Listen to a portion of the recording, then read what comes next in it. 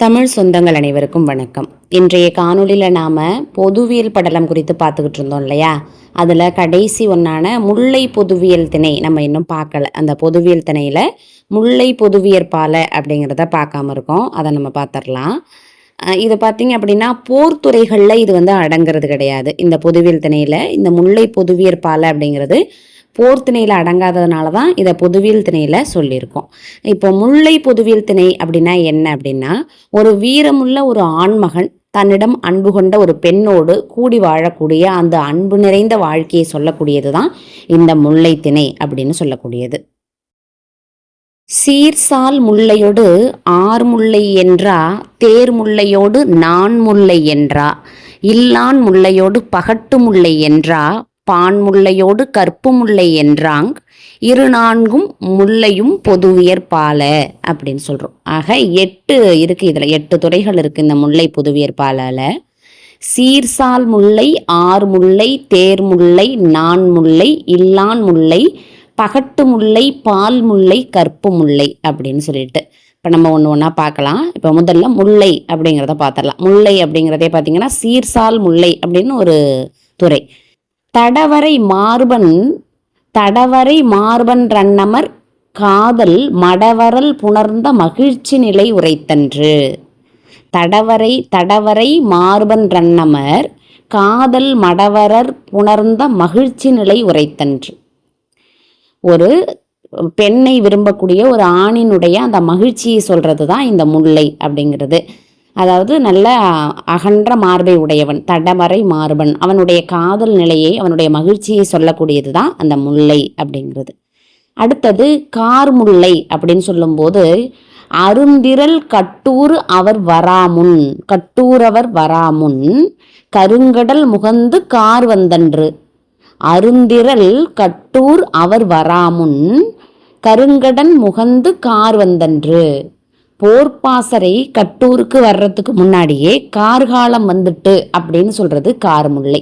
தலைவன் போருக்கு சென்ற தலைவன் வர்றதுக்கு முன்னாடியே கார்காலம் வந்துட்டு அப்படின்னு சொல்றது கார்முல்லை. அருந்திரல் கட்டூர் அவர் வாராமுன் கருங்கடல் முகந்து கார் வந்தன்று. அடுத்ததா நம்ம பார்க்கறது தேர்முல்லை. தேர்முல்லை அப்படின்னு சொல்லும் பொழுது, உருத்தெழு மன்னர் ஒன்னார் தன்னிலை திருத்திய காதலர் தேர்வரவு உரைத்தன்று. உருத்தெழு மன்னர் ஒன்னார் தன்னிலை திருத்திய காதலர் தேர்வரவு உரைத்தன்று அப்படின்னா, பகைவரை வென்ற காதலரினுடைய தேர் வரவை பற்றி சொல்றது. அவனுடைய தேர் வருகை புரியக்கூடிய அந்த மணி சத்தத்தை பற்றி சொல்றது தேர்முல்லை. உருத்தெழு மன்னர் ஒன்னார் தன்னிலை, தங்களோடு சேராத அந்த பகைவரினுடைய நிலையை திருத்திய காதலரினுடைய தேர்வரவு. உருத்தெழு மன்னர் ஒன்னார் தன்னிலை திருத்திய காதலர் தேர்வரவு உரைத்தன்று. அடுத்தது நான்முல்லை. நான்முல்லை அப்படின்னு சொல்லும் பொழுது, செருணர் நாண சேயிழை அறிவை வருமனை வைகித்து தற்காத்தன்று. செருணர் நாண சேயிழை அறிவை வருமனை வைகி தற்காத்தன்று.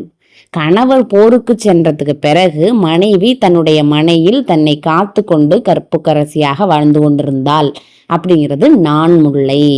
செருணர் நாண, அதாவது பகைவர் வெட்கப்படுற அளவுக்கு அவன் போர்க்களத்தில் போர் புரிகிறான். செருணர் நாண சேயிழை அறிவைங்கிற அந்த பெண்ணு வருமனை வைகி தற்காத்தன்று, தன்னுடைய கணவன் வர்ற வரைக்கும் தன்னோட வீட்டில் இருக்கிறா அவளுடைய நினைவாக. அடுத்தது இல்லான் முல்லை.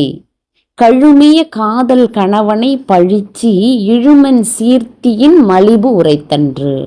போருக்கு சென்ற கணவனை வாழ்த்தி கொண்டு மனைவி இல்லத்தில் காத்திருத்தல். எப்படி இருக்கு அப்படின்னா, என்னுடைய கணவன் அப்படி போர் பண்ணுவான், அப்படிப்பட்டவன் இப்படிப்பட்டவன், அவனை வாழ்த்தி கொண்டு தன்னுடைய இல்லத்தில் இருப்பதும் இல்லான் முல்லை. முன்னாடி பார்த்தது பார்த்தீங்கன்னா நான் முல்லை, அந்த நாணத்தை காத்து கொண்டு அந்த நாணத்தோடு வீட்டில் இருக்கிறா கற்புக்கரசியாக இருக்கிறதும் அதுதான். இல்லான் முல்லை கணவனை வாழ்த்தி கொண்டு இல்லத்தில் இருக்கிறாள்.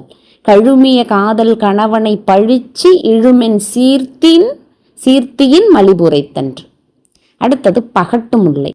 பகட்டு முல்லை அப்படின்னு சொல்லும் பொழுது, வயன்மிகு சிறப்பின் வருத்தமும் நோன்மையும் வியன்மனை கிழவனை பகட்டோடு பொறியியன்று.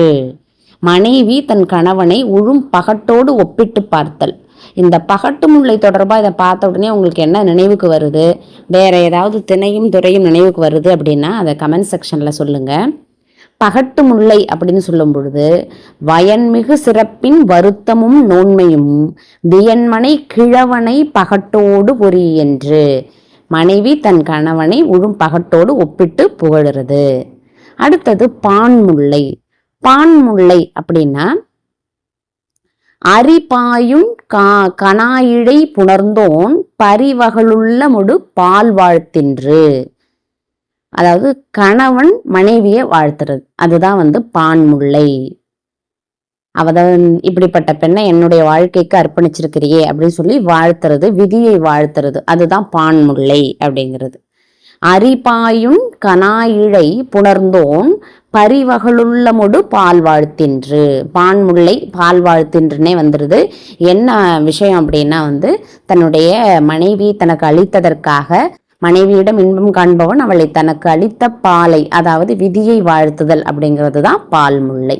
அடுத்தது கற்பு முல்லை. பொன்றிகள் சுணங்கிற் பூங்கண் அறிவை நன்றறி கொழுநனை நலமிகுத்தன்று.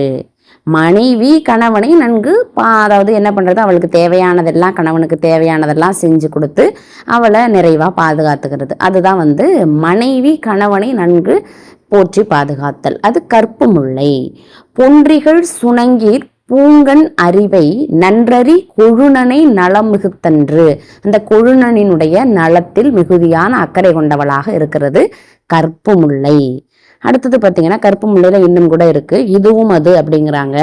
கணவன் பிரிந்திருக்கும் போது மனைவி தன்னை பாதுகாத்து கொண்டிருத்தல்.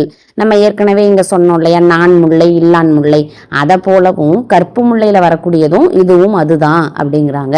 மேவரும் கணவன் ரணப்ப தன்வையின் காவல் கூறினும் அத்துறையாகும் அப்படிங்கிறதும் அதுதான். அடுத்தது திருவளர நன்னகர் அடைந்த கொழுநன் பெருவளம் ஏத்தினும் அத்துறையாகும். பெருஞ்செல்வத்துடன் கணவன் இல்லம் திரும்பியதை கூறுதலும் இந்த துறை.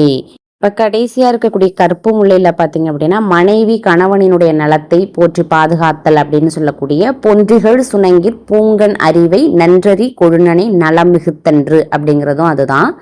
மேவரும் கணவன் ரணப்பத் தன்வையின் காவல் கூறினும் அத்துறையாகும். கணவன் பிரிந்திருக்கும் போது தன்னை பாதுகாத்து கொண்டிருத்தலும் இந்த துறையில ஒண்ணுதான்.